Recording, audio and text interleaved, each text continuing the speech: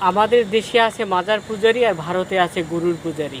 এই দুই শ্রেণীর গবেট মানুষদেরকে নিয়ে এক শ্রেণীর মানুষ নিজেদের স্বার্থ হাসিলের জন্য ধর্মের অপব্যাখ্যা দেয়।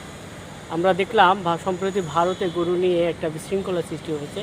সমাজের সাধারণত নিচু শ্রেণীর মানুষগুলো এই গরুকে লালন পালন করে এবং ঈদ কুরবানিতে বিক্রি করার উদ্দেশ্যে ব্যক্তিগত লাভবান হওয়ার জন্য অনেকেই ধরে এগুলো একটা পেশা, কিন্তু সেই দেশে ধর্মীয় অপব্যাখ্যার কারণে গরুকে তারা মা হিসেবে পরিচয় করে, মা হিসেবে মনে করে।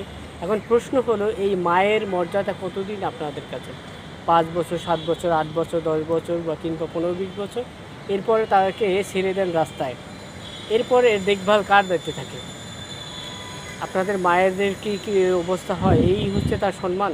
এটা কোন ধরনের ধর্মের অপব্যাখ্যা? মায়ের সম্মান থাকবে চিরকাল, সব সময়, সে যতদিন বেঁচে থাকে। আর না হলে এটা কোন ধরনের অপব্যাখ্যা? ঠিক আমাদের দেশে একদল মানুষ আছে যারা মাজারে দান খয়রাত করে নিজেদের ইচ্ছা এবং মানত পূরণের জন্য। তাদের কাছে বলতে চাই, এই মাজারে শুয়ে থাকা ব্যক্তি সেও কিন্তু আল্লাহর কাছে চায়, মানুষের কাছে সাহায্য চায়, তাকে মানুষের কাছে দোয়া চায় তার নাজাতের জন্য, তাকে যেন সবাই দোয়া করে তাকে সব কবরে পৌঁছানোর জন্য। কিন্তু আমরা তার কাছে চাই কী পাবো? তার দেওয়ার কোনো ক্ষমতাই নাই।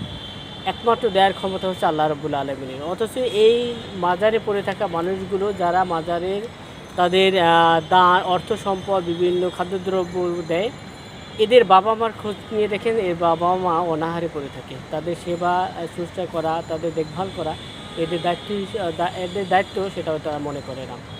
আমি বলবো এই ধর্মীয় অপব্যাখ্যার কারণে এই লোকগুলোর অবস্থা এটা।